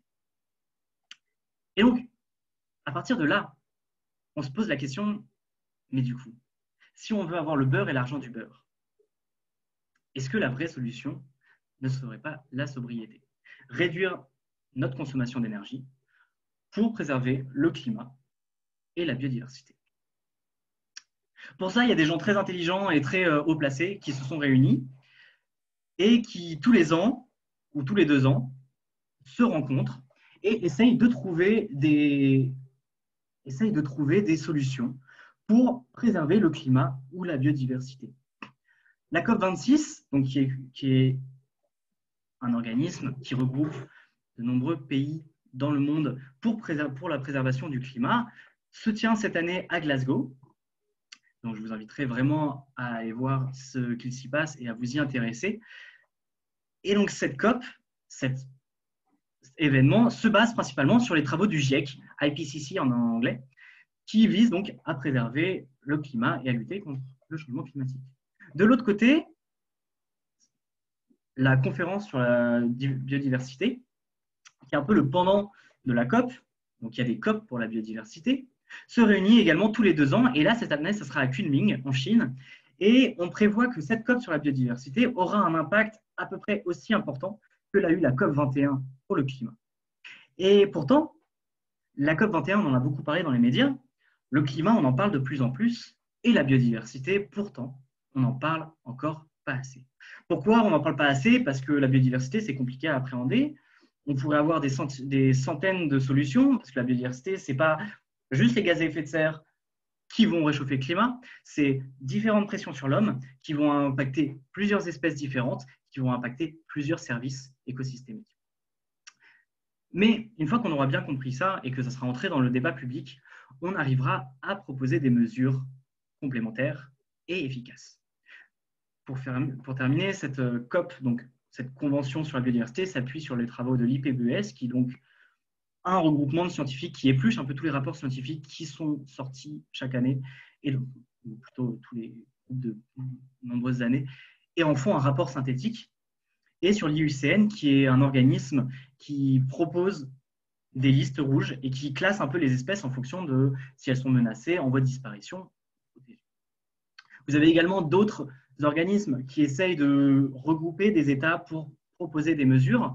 Vous avez le traité de l'Antarctique qui vise à préserver l'Antarctique et toute sa biodiversité, notamment la biodiversité des côtes de l'Antarctique, empêcher les pêches sauvages et préserver cette biodiversité qui est principalement marine. Vous avez également le Conseil de l'Arctique qui regroupe un peu tous les pays qui sont autour du cercle polaire arctique, plus quelques pays observateurs, qui a un vrai impact en ce moment, puisque d'un point de vue climat, vous avez des nouvelles routes commerciales qui s'ouvrent, mais d'un point de vue biodiversité, c'est un effondrement qui se passe en Arctique, notamment avec la perte de nombreuses aires pour les espèces qui vivent en Arctique. Et le dernier traité dont j'ai envie de vous parler, c'est le traité de Ramsar, qu'on ne connaît pas assez, et qui vise à donner des fonds et des moyens et des solutions pour préserver les zones humides. Vous l'avez vu avec Anaël, les zones humides, et donc toutes les zones côtières des rivières, permettent de capter et de séquestrer le carbone dans les sols, et les préserver, c'est un vrai atout pour préserver la biodiversité et le climat.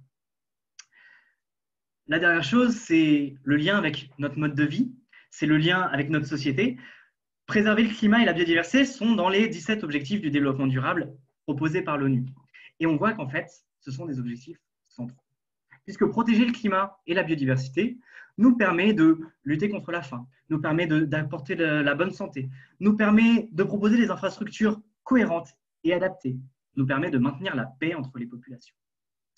A contrariori, si on fait l'inverse, si on se dit, bon, si on commençait par lutter contre la pauvreté ou favoriser la croissance indéterminée, eh bien en fait, favoriser ces objectifs de développement durable aurait des effets négatifs, et c'est les petits flares rouges de la partie droite du diagramme qui montrent que, en commençant par ces objectifs de développement durable, on a des effets négatifs sur les objectifs centraux.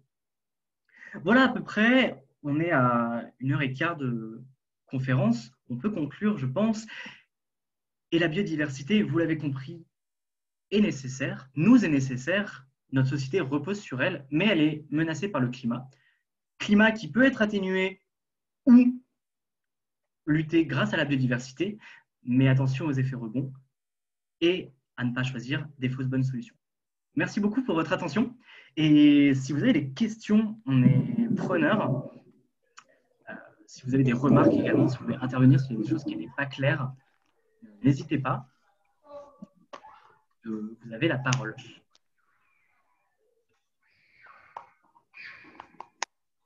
Alors, ouais, vas-y. Ouais, donc déjà, merci beaucoup pour cette... Enfin, c'était vraiment génial. Et moi, ma question, c'est, est-ce que... parce qu'en fait, on regarde dans plein de reportages sur les JT et tout, ils parlent pas mal justement des conséquences du réchauffement climatique sur les forêts, sur les espèces, enfin plein de choses. Et ils disent oui, bon bah voilà, maintenant il faut s'adapter, il faut anticiper, enfin il faut replanter d'autres espèces d'arbres, c'est comme ça. Et je voulais savoir, est-ce qu'à votre avis, il faut quelque part aujourd'hui, même si on essaye voilà, de limiter le réchauffement climatique, se dire bon bah voilà, il faut s'adapter, il va falloir changer plein de choses dans nos écosystèmes, dans notre biodiversité, notamment par exemple les forêts en France qui vont devoir, enfin les espèces d'arbres vont devoir changer, on va devoir implanter d'autres espèces. Donc ma question c'est, est-ce qu'à votre avis, voilà, il faut donc s'adapter et quelque part un peu abandonner nos espoirs de vraiment lutter à fond quoi, contre certains effets du changement climatique?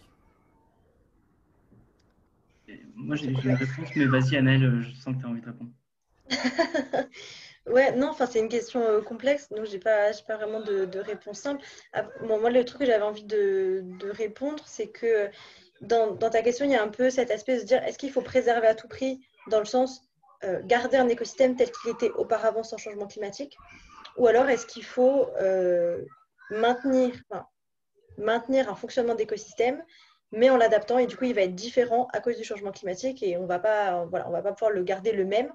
Mais l'important, ça va être de préserver son fonctionnement et les services écosystémiques qui vont en découler. En fait, ça dépend un peu de qu'est-ce que tu veux. Si la question, c'est juste, enfin, si le but, c'est juste de se dire, on préserve la biodiversité pour les services qu'elle nous rend, on va adapter les écosystèmes, ils vont changer, ils vont être différents avec des espèces différentes. Mais tant qu'ils nous rendent les mêmes services, il n'y a pas, enfin, il n'y a pas de problème, entre guillemets. Tu vois l'idée de ce que je veux dire. Ouais, Est-ce que ouais, c'était ok. ça un peu? Ouais, bah Ça ouais. dépend un peu de la métrique de, enfin, qu'est-ce que tu regardes en fait. Mais du coup, en fait, on perd, enfin, le seul truc, c'est qu'on perd le patrimoine qu'on avait, en fait. Voilà, Même, c'est ça. même si les services qu'on aura sont peut-être équivalents, mais on perd le patrimoine et bon, Ouais. ça, Et même en on n'y termes peut plus plus rien, en fait. éthiques. Ouais. Ouais. C'est un peu cette dualité entre est-ce que on prend un point de vue purement matériel et du coup on omet un peu c'est comme tu dis le patrimoine qu'on a, notre histoire, parce que ça fait aussi partie de notre culture et la dimension plus éthique, philosophique qu'il peut y avoir à protéger la biodiversité au-delà de juste les biens matériels et enfin ouais, l'aspect matériel que ça nous rend. Après, comme là, la biodiversité, aujourd'hui, comment elle est vue dans les rapports à l'IBES, dans les négociations internationales, c'est une approche qui est 100% anthropocentrée et matérielle. Après, ces notions de culture, de valeur esthétique de la biodiversité, de culture, de patrimoine, elle a été incorporée maintenant quand même dans les services écosystémiques où, ouais, Sylviane, tu peux la retrouver. Souvent, on la retrouve, c'est quand même mentionné comme un service écosystémique à part entière. Spirituel, esthétique et loisirs. Juste une chose que j'avais envie de dire, c'est bien de dire, par exemple, bon, bah, certains diraient on change les espèces d'arbres, etc., pour s'adapter au changement climatique, mais c'est un peu jouer aux apprentis sorciers et étudier en détail toutes les conséquences de ce genre de changement qu'on va opérer. Enfin, c'est presque impossible. On va d'office avoir des dégâts et des choses qu'on n'aura pas anticipées et des espèces qui risquent de disparaître parce qu'on ne se rendait pas compte que de tous les effets papillons que ça allait avoir de ce changement. Complètement. Justement, la biodiversité, c'est quelque chose de très complexe et surtout qui est constitué d'énormément d'interactions entre les espèces. Et forcément, on peut faire de la reforestation et l'atténuation du changement climatique passe en partie par la reforestation. Mais le problème, c'est que faire de la reforestation mono-espèce, on va par exemple perdre en résilience. S'il y a une maladie qui se propage sur une espèce, elle va se propager sur toute la forêt. Et donc, favoriser une reforestation avec de la diversité à l'intérieur est une première étape, mais on n'arrivera jamais à recréer par nous-mêmes, nous avec nos propres petites mains, toute la complexité des écosystèmes à leur état naturel. Donc, on peut vouloir préserver les services écosystémiques que nous rendent la biodiversité, mais ces services, de toute façon, seront dégradés par rapport aux services qui sont rendus de manière naturelle par la biodiversité. Est-ce que ça répond à ta question, Constantin? On va dire oui. Il y avait une autre question, du coup, de Kevin, j'imagine. Que pensez-vous de la compensation carbone? Je réponds. Ouais, vas-y. La compensation carbone, pour moi, il y a un côté positif et un côté négatif. Le côté positif, c'est que ça apporte des fonds à la préservation de l'environnement. Et ça, c'est non négligeable. On peut débattre sur est-ce que c'est du greenwashing ou pas. Sauf que derrière, on a cette rentrée d'argent qui fait que grâce à ça, ça permet de préserver la biodiversité, ça permet de financer des projets, ça permet de donner de la visibilité à certains enjeux. Maintenant, le problème, c'est est-ce que c'est efficace? Est-ce que c'est nécessaire? Est-ce que ça fait son taf? tout le problème, c'est vraiment de donner un prix à la nature. Et ça, c'est quelque chose qu'on n'a pas abordé parce que ça ne rentre pas dans le spectre climat, biodiversité. Mais donner un prix à la nature, en fait, c'est quasiment impossible. Il y a des scientifiques, il y a des économistes qui se sont attachés à la question, donc qui ont donné un prix, qui essayent de donner un peu ce qu'il faudrait pour préserver la nature. Mais au final, si vous comptez tous les services écosystémiques que nous rend la nature, ce prix il serait juste phénoménal et pharaonique. Alors du coup, on donne un prix estimé, mais on ne sait pas trop si c'est correct. Et au final, on a juste des entreprises qui se rachètent une conscience en donnant un peu d'argent, en disant on préserve le climat, alors qu'au final, ils ne changent rien derrière et ils font que compenser. Et ça m'amène à mon troisième point, qui est que pour moi, la compensation carbone, ça participe à la déresponsabilisation des entreprises en proposant une alternative aux entreprises qui leur permet juste de payer et de mettre de l'argent sur la table pour pouvoir continuer d'émettre du CO2 ou de détruire l'environnement, détruire des écosystèmes, sans forcément se remettre en cause et changer radicalement leur mode de fonctionnement. Puisque ce dont on a besoin, ce n'est pas forcément de s'adapter, mais avant tout de changer de système et de changer de paradigme face à la nature et la biodiversité. Si tu veux compléter, Anaëlle. Non, pas du mieux. C'était super complet. N'hésitez pas à répondre. Enfin, ça peut être une discussion. On n'a pas la science infuse non plus. Je pense que vous avez des trucs super intéressants à dire. Donc, n'hésitez pas à répondre sur nos réponses, sur les questions, à répondre entre vous. Bref. Je remets ce graphique parce que je l'aime beaucoup et qu'il est quand même très très beau et on peut être fier du GIEC et l'IPBES qui l'ont sorti. Peut-être un petit point puisqu'on parlait de la reforestation tout à l'heure, mais vous voyez que alors, la forestation, qui est le contraire de la déforestation, qui est une solution proposée par le GIEC, en fait, peut avoir énormément d'impacts négatifs. Et donc, c'est exactement ce qu'on disait, c'est reforester, oui, mais reforester comment? Est-ce qu'on reforeste avec juste une espèce ou est-ce qu'on reforeste de manière un peu plus intelligente? Peut-être, si vous n'avez pas d'autres questions, je peux répondre à celle-là. Vous pouvez vous dire, mais alors du coup, c'est quoi la meilleure des solutions pour préserver le climat sans nuire à la biodiversité? Et bien, si on regarde ce graphique, il y en a plusieurs. Déjà, il y a tout ce qui est la restauration des écosystèmes dégradés. En fait, c'est toutes les solutions basées sur la nature. Et on voit que ce sont celles qui ont un vrai impact, à la fois pour préserver la biodiversité et lutter contre le changement climatique. On va rétablir des stocks de carbone. On va permettre à la nature de se régénérer. Et d'un autre côté, c'est empêcher la déforestation, préserver les stocks. Du coup, s'il y avait une chose que vous devriez retenir pour moi de cette conférence, c'est vraiment pour préserver la biodiversité et lutter contre le climat, c'est préserver les stocks sans les détruire et en leur permettant de se régénérer. Et si on arrive, tout en ayant un aspect bien sûr humain et en préservant les populations qui vivent autour et qui vivent de ces écosystèmes-là, si on arrive à préserver et à empêcher leur destruction de ces écosystèmes, alors on a peut-être une chance de freiner la 6e extinction de masse auquel on est en train de faire face. Est-ce que vous avez d'autres questions? Ou des remarques, des feedbacks? Est-ce que vous attendiez à ça comme présentation? Qu'est-ce que vous auriez amélioré? Est-ce que vous auriez aimé qu'on traite certaines questions qu'on n'a pas traitées?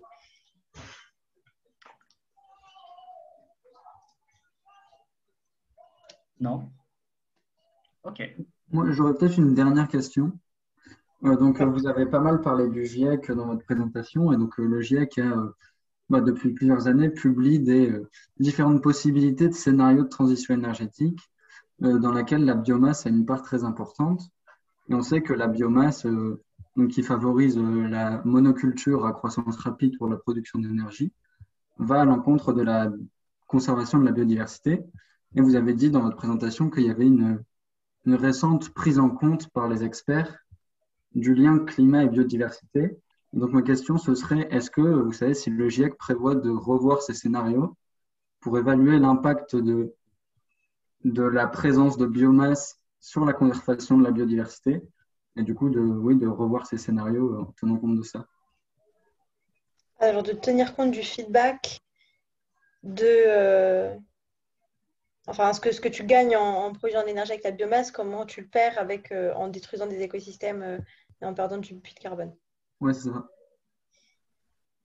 J'en sais rien. Je ne pense sais que pas si, Vianney, je ne sais pas. Je pense qu'il doit y avoir des études là-dessus, parce que en tout cas, c'est une question très intéressante et c'est sûr que ouais, c'est essentiel de voir comment les deux se compensent et est-ce qu'au final, on n'est pas perdant. euh, je ne connais pas bien l'évolution du travail du GIEC. Actuellement, ils sont en train de sortir leur 6e rapport pour 2022. Donc, il va falloir attendre pour moi en 2022, voir comment est-ce qu'ils ont pris en compte ces scénarios-là. Mais c'est surtout le rapport là qui vient de sortir entre le GIEC et l'IPBES qui tient compte de ces scénarios. Et le fait que ce rapport soit sorti permet justement cette prise de conscience. Et donc, à mon avis, forcément, le GIEC va les prendre en compte. Et de toute façon, on les prenait déjà en compte à un certain niveau, puisque dans les différents scénarios qui étaient proposés, il y avait la biomasse était déjà inclue dans ces solutions-là, puisque toutes les solutions basées sur la nature, certaines étaient déjà présentes dans les scénarios d'évolution du GIEC. Maintenant, le GIEC propose vraiment un panel très large des solutions, et il n'y a pour moi aucun doute sur le fait qu'ils prennent en compte ces conséquences sur la biodiversité. Maintenant, de là à évaluer le ratio destruction des écosystèmes, perte de nourriture et perte de champs dédiés à l'agriculture, je ne saurais pas très bien. D'accord, très bien, merci. Moi, j'aurais une remarque aussi à faire. Je trouve fort dommage, c'est que je trouve qu'il manque de communication au niveau local sur, par exemple, les espèces en voie de disparition, quoi. On sait les grandes espèces d'animaux qui sont en voie de disparition à l'autre bout de la planète. Par contre, par exemple, moi, j'avais découvert dans ma région qu'il y a un scarabée qui est en voie de disparition dans ma région. Entre autres, c'est un scarabée qui a besoin d'arbres morts. Et bah oui, forcément, les arbres morts, on les laisse de moins en moins dans les jardins, dans les parcs, etc. Donc, je suppose que c'est pas très bon pour ce scarabée, mais j'étais choquée que allez, les pouvoirs locaux ne communiquaient pas sur la liste des espèces en voie de disparition aux habitants et qu'est-ce que vous pouvez faire pour éviter cela, quoi.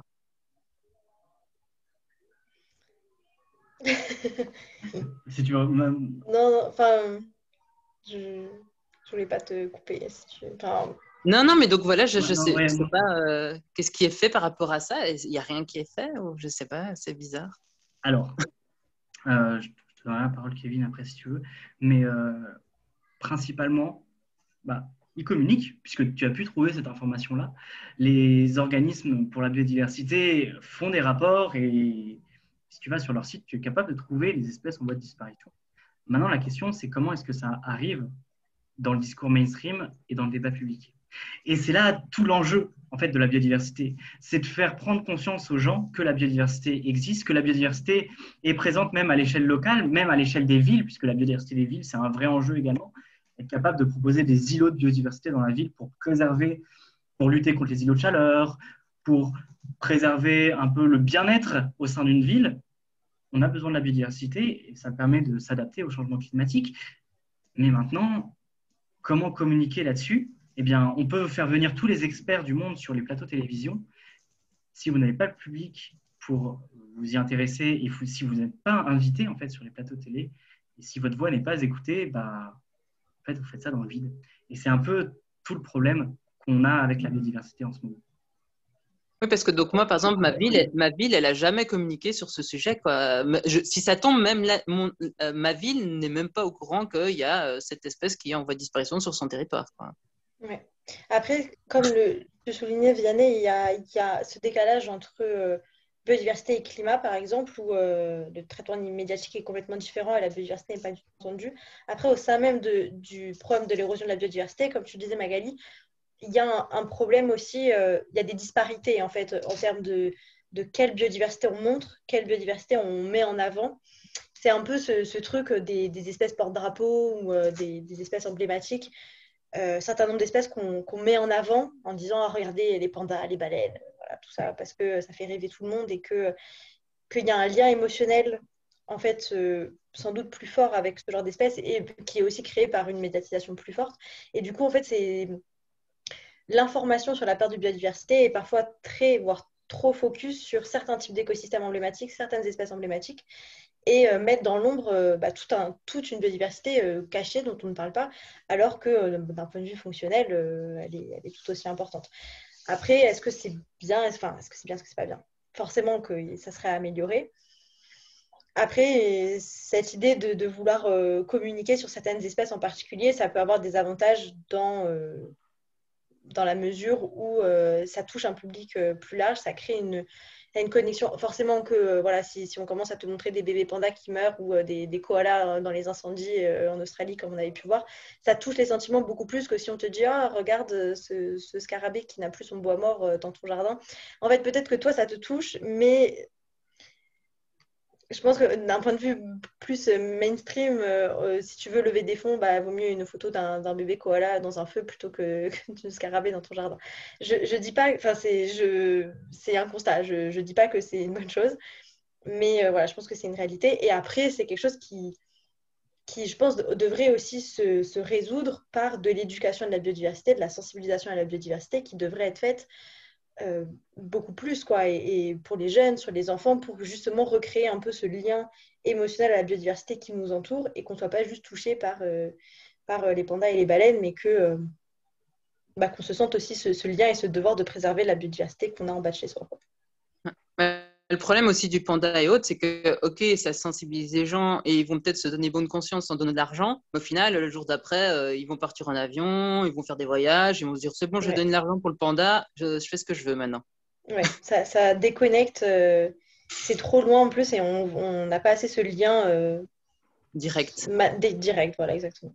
Et on n'est pas dans de l'action voilà, de terrain, quoi, en mode voilà, je vais juste laisser du bois mort et puis c'est bon, quoi. On ne sait jamais. Oui. Peut-être, Kevin, tu voulais réagir et puis après, on clôturera la réunion, la conférence.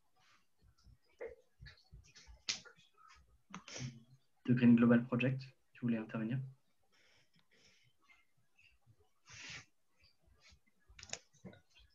Ton micro est toujours coupé? Non, on t'entend pas. Non, on t'entend pas. Tant pis. Ok. Du coup, merci beaucoup à tous d'avoir assisté à cette conférence Climat Biodiversité. Si vous voulez en savoir plus, n'hésitez pas à continuer de suivre les Jacks sur les réseaux sociaux. Si vous avez envie de nous rejoindre, évidemment, vous êtes les bienvenus. Envoyez-nous un petit message. Cette conférence a été filmée et arrivera donc sur YouTube d'ici peu. Maintenant, si vous voulez nous envoyer des messages, et venez nous rejoindre aussi au congrès de l'IUCN. On sera en septembre aux Espaces Génération Nature à Marseille, en parallèle du congrès, pour faire des conférences, des ateliers, etc. Donc, si vous faites un tour par Marseille, venez nous rencontrer là-bas aussi. Et juste pour visiter le congrès qui va être un événement scientifique majeur pour la biodiversité. Du 5 au 9 septembre, on vous y attendra de pied ferme. Merci à vous. Merci, et je vous souhaite une bonne journée à tous. Bonne soirée. Bonne soirée, merci.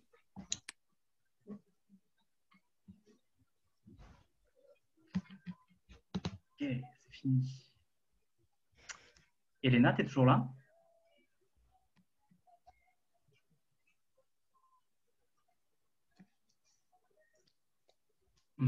Ok. Elle est toujours connectée, mais on n'entend pas. Je ne sais pas si elle a enregistré. Moi, j'ai enregistré en tout cas. J'ai un fichier enregistré. Ok. Qui sera normalement converti. Bon, dans tous les cas. J'espère. Je ne sais pas trop où il arrivera. Mais... Ça s'est bien passé? T'as bien aimé? À qui tu parles? À toi. À moi? Tous les autres, Arnaud, je crois qu'il est déconnecté et Elena n'est plus là. Non, moi je suis là. Bravo à vous, c'était super cool. Bon, tant mieux.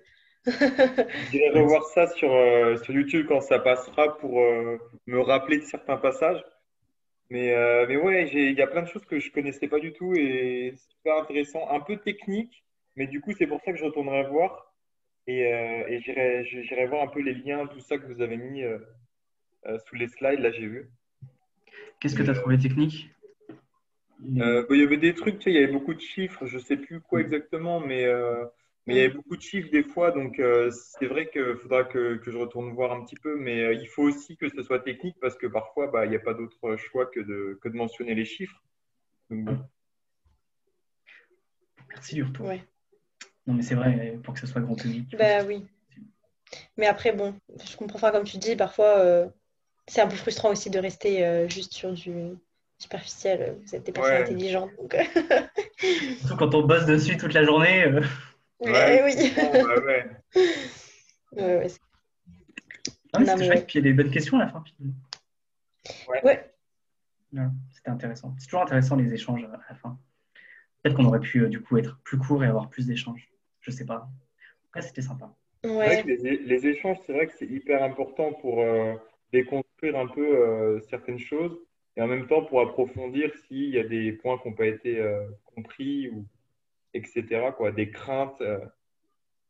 Ouais. Et puis enfin, juste d'avoir une discussion parce que, enfin, comment dire, nous on n'est pas, enfin, on s'est renseigné sur la question, mais on n'est pas non plus des experts et c'est bien de juste pouvoir discuter, de faire avancer sa réflexion personnelle aussi. Voilà, donc Carrément. faut parler. Clairement. Je sais pas si ça m'a convaincu que les OGM c'était bien, mais Bah moi j'aurais bien aimé qu'il soit plus long ce débat OGM. ouais. Mais il y avait que il y avait que deux réponses. Ouais, mais j'hésitais à mettre, mais je me dis c'est pas drôle, c'est pas du jeu, je vais pas répondre, tu vois. En vrai, tu aurais pu, tu m'aurais envoyé un petit message, m'interroge pas, c'est moi. Et, Ouais, mais bon, ça aurait été genre, grave. je l'aurais lu et j'aurais demandé aux gens, qu'est-ce que vous en pensez? C'est ça. C'est vrai que comme l'autre personne là, je pensais un peu pareil en mode produits chimiques OGM, j'associais les deux, mais c'est vrai que pas forcément en fait au final.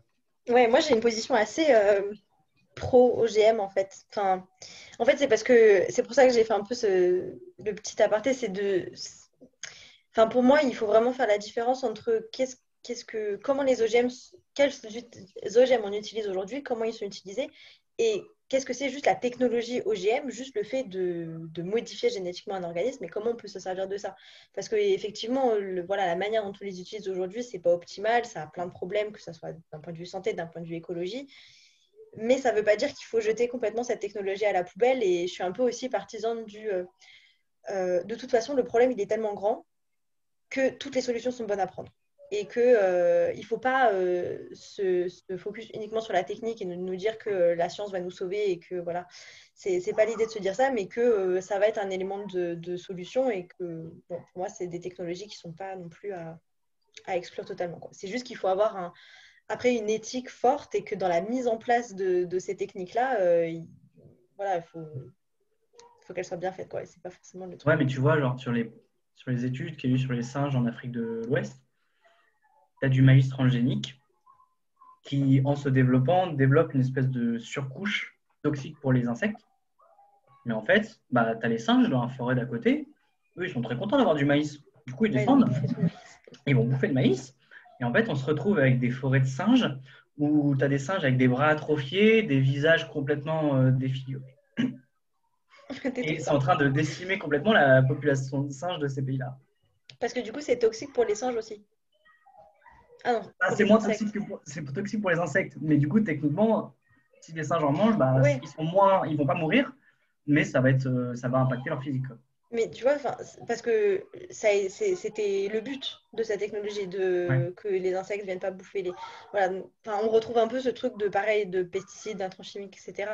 Mm. Enfin, si tu fais, je sais pas moi, un OGM sur les trucs, par exemple, tout compte de juste d'adaptation, enfin, la diversité génétique aussi que tu attends dans ta population naturelle, par exemple, Mm. capacité à s'adapter à la sécheresse, ou en termes de concentration de nutriments, des choses comme ça, où tu te dis, bah, il y a telle population qui manque de tels micronutriments, et ben, si on pouvait lui faire une culture plus enrichie dans. Voilà. Mais voilà, Ouais. après, enfin, même ça, je pense qu'il y a plein de problèmes et que c'est jamais simple et il n'y a Et jamais non même plus une solution qui a aucun parfois, désavantage. parfois c'est utile, tu vois. Je veux dire, pour les pastèques, ils ont fait des variétés où tu sais, il n'y a pas de pépins dedans. Alors, Ouais. est-ce que ça a des impacts sur la biodiversité ou pas? Mais je trouve que c'est pratique, tu vois, pour le consommateur, par exemple. Bah, en fait, si ta pastèque, elle n'a pas de pépins, Elle peut pas se reproduire toute seule.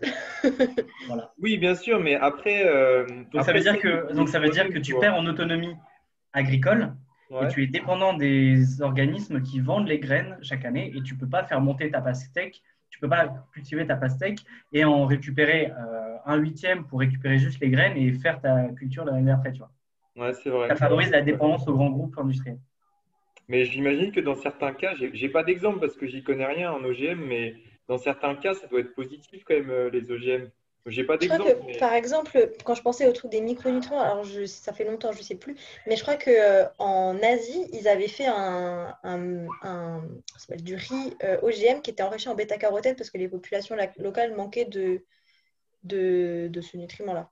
Un truc comme ça. C'est le genre de truc où, forcément, après, dans la mise en place, les produits, enfin, ça ne devait pas être des trucs où tu pouvais réutiliser les semences. Ça, c'est un problème généralisé. C'est que souvent, bah, il y a un brevet sur la technologie et du coup, les agriculteurs ne sont pas autorisés à réutiliser les semences, etc.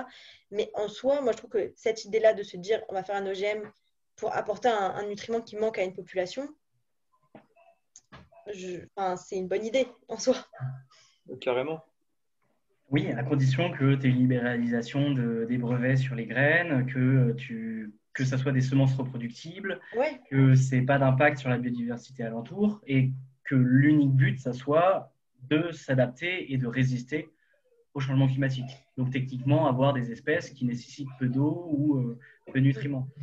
Mais pour moi, ça a un autre impact, c'est la perte de goût, la perte de saveur. Typiquement, les tomates qu'on nourrit juste à l'eau, là, et qui finalement n'arrivent pas à puiser tous les nutriments qu'il y a dans le sol, en fait, c'est des tomates à l'eau et elles n'ont pas de goût. Et on perd en saveur, on perd en qualité nutritive.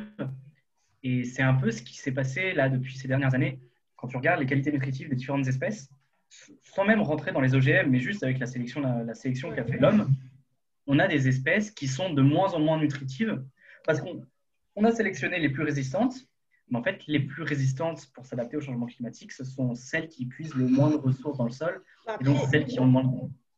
Je pense aussi dans la sélection dont tu parlais de ce trend généralisé de perte de saveur et de nutrition, il y a aussi parce qu'on a aussi sélectionné d'un point de vue marketing, transport, etc., d'avoir par exemple des tomates super bien calibrées, toutes super belles, qui résistent au transport, donc qui sont fermes, enfin qui vont pas se... Enfin, tu vois, genre des trucs un peu techniques pour pouvoir les vendre en supermarché, quoi, qu'elles soient la tomate typique de supermarché.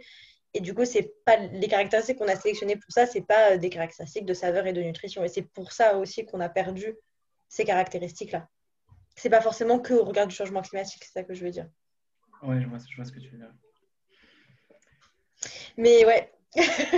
on pourrait y passer des heures. On pourrait y passer des heures. Et puis même, il y a plein de Clairement. sujets dont on n'a pas parlé dans la conférence. On n'a pas parlé des microbes, des micro-organismes, Mais ouais, de voilà, la biodiversité du sol qui est nécessaire. J'aurais voulu rebondir quand elle parlait de ces scarabées, mais au final, il y a tellement de sujets, c'est tellement complexe la biodiversité. Ouais, puis t'en prends un et puis tu tires le fil et tu peux passer la nuit à parler, quoi. C'est comme un parallèle que tu as climat et biodive, puis après, je vous laisse manger. C'est que le climat, on émet du CO2 dans l'atmosphère, mais au final, le CO2, c'est pas mauvais.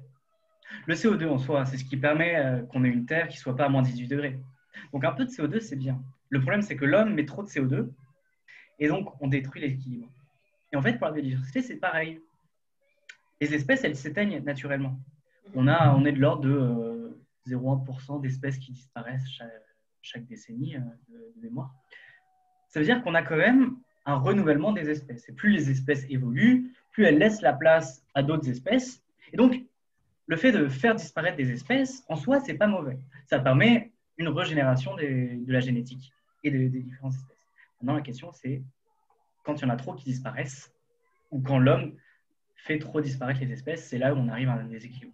Du coup, je trouvais ce parallèle un peu intéressant parce qu'au final, c'est un peu sur ce sur quoi on travaille tous, en mode comprendre les effets naturels et comprendre pourquoi est-ce que l'homme agit trop et déséquilibre le tout.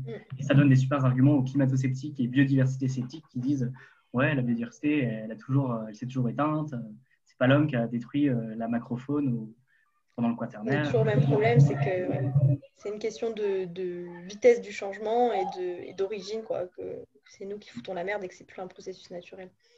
Voilà. Sur ce, je vous remercie. Bon appétit. Bon appétit, merci beaucoup, bonne soirée. Ouais, bonne soirée. Bye bye.